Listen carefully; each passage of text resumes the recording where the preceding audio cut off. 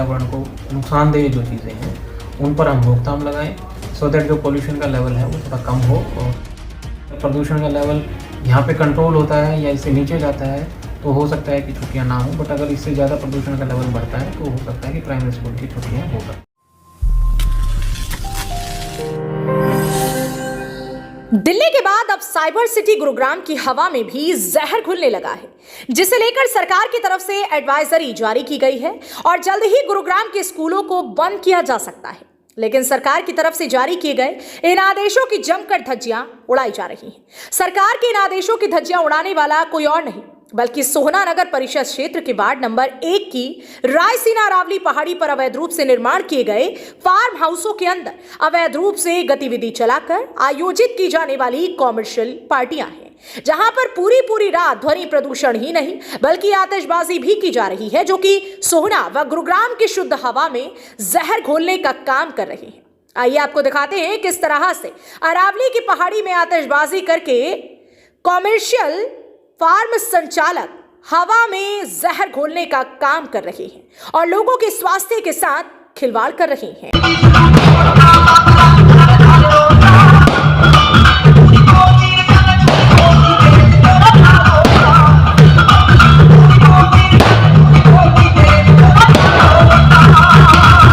तो देखा आपने किस तरह से ध्वनि प्रदूषण व वायु प्रदूषण को फैलाने का काम कॉमर्शियल गतिविधि चलाकर किया जा रहा है। लेकिन इस आतिशबाजी की गूंज ना तो पुलिस के कानों तक पहुंच रही है और ना ही पॉल्यूशन विभाग के अधिकारियों तक। लेकिन ऐसा भी नहीं है कि अवैध रूप से कॉमर्शियल गतिविधि चलाने वाले इन फार्म हाउस संचालकों की शिकायत RWA के पदाधिकारियों द्वारा स्थानीय अधिकारियों से लेकर उच्च अधिकारियों तक न की गई हो, लेकिन उसके बाद भी रिजल्ट वही ढाक के 3 पात वाला देखने को मिल रहा है, जिसे लेकर यहां पर रहने वाले अन्य फार्म हाउस मालिकों में अवैध रूप से कॉमर्शियल गतिविधि चलाकर बाकी लोगों को जिंदगी को नरक बनाने वाले फार्म हाउस मालिकों के बीच भारी रोष व्याप्त है। हालांकि जब हमारे संवाददाता ने सोहना SDM साहब से अरावली की पहाड़ी पर सरकार के आदेशों को हवा में उड़ाकर आतिशबाजी करने वाले फार्म हाउस संचालकों के बारे में पूछा तो उनका कहना था कि उन्हें जानकारी नहीं थी, लेकिन अब आतिशबाजी करने वाले फार्म हाउस संचालकों के खिलाफ कार्रवाई करने के लिए टीम गठित कर दी गई है।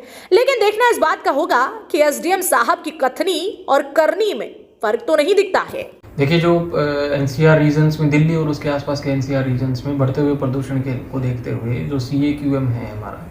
उन्होंने कुछ गाइडलाइंस जारी करी हैं, जिसके तहत ग्रेड 3 और ग्रेड 4 की जो गाइडलाइंस हैं वो जारी हो गई हैं प्रदूषण के बढ़ते हुए स्तर को देखते हुए, जिसमें कि DC साहब की तरफ से भी एक मीटिंग ली गई थी और उसमें ये सख्त निर्देश दिए गए हैं सभी अधिकारियों को कि वो फील्ड पर जाएं और जो भी इस तरीके की जो एक्टिविटीज़ हैं जिसकी वजह से प्रदूषण बढ़ता है या धुआं बढ़ता है या कुछ ऐसी चीज़ें निकलती हैं जो कि हमारी पर्यावरण को नुकसानदेह जो चीज़ें हैं उन पर हम रोकथाम लगाएं, सो दैट जो पोल्यूशन का लेवल है वो थोड़ा कम हो और लोगों को जो आम जिंदगी है वो अच्छे तरीके से निकल सके। बता दें कि सोहना रायसीना अरावली पहाड़ी पर करीब 300 फार्म हाउस बने हुए हैं, जिनमें से करीब 1.5 दर्जन फार्म हाउसों पर अवैध रूप से रेप पार्टियों से लेकर ड्रग्स पार्टियों तक का आयोजन खुलेआम किया जाता है। अरावली पहाड़ी पर होने वाली इन पार्टियों में युवा पीढ़ी को नशे की लत की तरफ धकेलने का काम किया जा रहा है, लेकिन इन फार्म हाउसों पर लगाम लगाने के लिए ना तो नगर परिषद की तरफ से कोई कार्यवाही अमल में लाई गई है और ना ही संबंधित विभागों के अन्य अधिकारियों द्वारा इनके ऊपर कोई नकेल कसी गई। हालांकि फिलहाल SDM साहब कार्यवाही करने की बात जरूर कह रही हैं। सर, स्कूलों को लेकर भी कुछ गाइडलाइन जारी की गई हैं? स्कूलों के लिए अभी तक हाई अलर्ट पे रखा गया है। अभी तक कोई इस तरीके की आधिकारिक तौर पर कोई छुट्टी की ऐसी घोषणा तो नहीं हुई है, बट कई स्कूलों की तरफ से ये इस तरीके की डिमांड्स और पेरेंट्स की तरफ से भी डिमांड्स आई है कि जी प्राइमरी स्कूलों की छुट्टी कर दी जाए। ये अधिकारियों के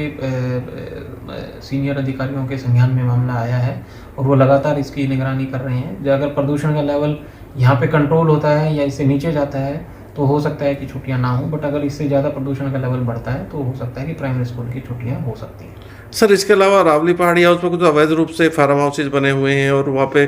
पटाखे और पोल्यूशन का स्तर मतलब ज़्यादा है, तो उसको लेके क्या कार्रवाई आपकी? ये आपके थ्रू ही ये मैटर मेरे संज्ञान में आया है कि वहाँ पर इस तरीके की कुछ एक्टिविटीज़ हो रही हैं। तो जैसे कि मैंने बताया, DC साहब ने सभी अधिकारियों को निर्देश भी दिए हैं और कुछ टीम्स भी बना दी गई हैं। लोकल लेवल पे, सब डिवीज़न लेवल पे हमने भी कुछ टीम्स बनाई हैं और हम बनाएंगे और जो हमारे अधिकारी हैं पुलिस विभाग से भी और नगर परिषद विभाग से भी, उन अधिकारियों की ड्यूटीज़ लगाएंगे, वो जाकर वहाँ पर चेक करेंगे।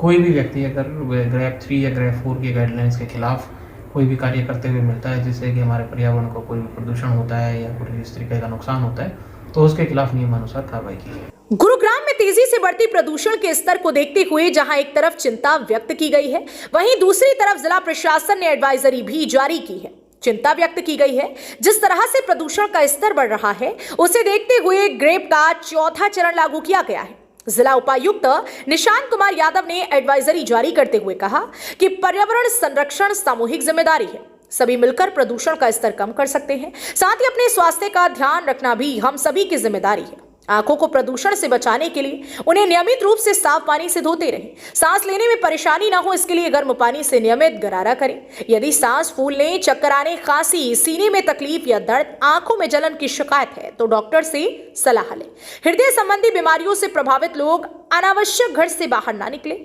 डॉक्टर के निर्देशों का ठीक से पालन करें। लेकिन देखना इस बात का होगा कि जिला प्रशासन द्वारा जारी की गई इस एडवाइजरी को कितने लोग अमली जामा पहनाते हैं, ताकि बढ़ते प्रदूषण के स्तर में गिरावट आ सके। हरियाणा वरदान के लिए सोहना से संवाददाता विशाल राघव की रिपोर्ट। देश व प्रदेश की खबरों को सबसे पहले देखने के लिए हरियाणा वरदान चैनल को सब्सक्राइब करें, लाइक करें व शेयर करें।